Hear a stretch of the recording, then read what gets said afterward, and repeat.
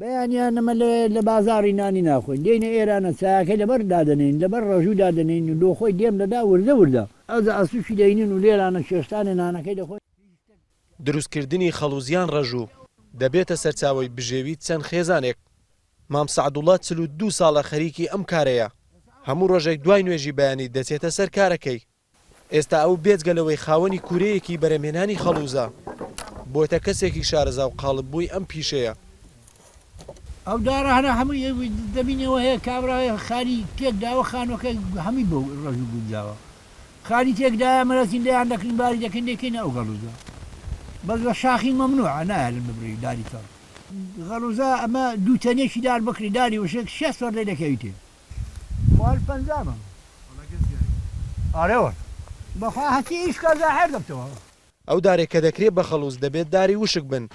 جاران بە تەور و تەورازدارەکان پارچە پارچە دەکران بەڵام ئێستا بە ئامێری نوێ.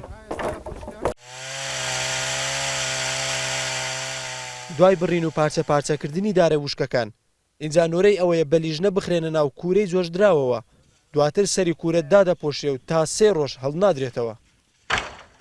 شێرهێنا لە شێرهێنا ئەو هەموو جوانیا دەک بەخێرێ دەک بەخێرێ وە شازادە ڕانیا. لەم کوورەیەدا چەندین کەس هەلیکاریان بۆ ڕەخساوە. مام سەعدوڵڵا ڕوونی دەکاتەوە بەشێک لە کرێکارەکانی بەردەستی ئەو فەرمانبەر و مامۆستایشی تێدایە. ئەوە کرێ خۆی وەردەگری ئەم لەسەر کوورەش پارەکەیان دەدەبین. کابراگە احتیاج نەبیێتە ئیشێ. ئێستا کوری خۆمە لەوە لە پێشمەرگەی دەکردم ئیشێ دەکا مامۆستا ئیشێ دەکا لەگەرم. فەرمانبەرە ئیشێ دەکا لەگەرم. خەڵوزکردن لە هەر 4 وەرزی ساڵدا بەرهەم دەهێنجێ. کڕیاری سەرەکی بەرهەمی کوورەکانی خەڵوز کەبابخانە و چایخانەکانە. باشترین خەڵوزیش هیداری بەڕووە. بەڵێ من وەڵی جاتر لە 30 ساڵە ئیشی مەطعەم دەکەم و هەتا ئێستاش هەر بە ڕەژووی کەبابمان برژاندێ ینی هیچ بەدیلێک نەبووە بۆ ڕەژووی.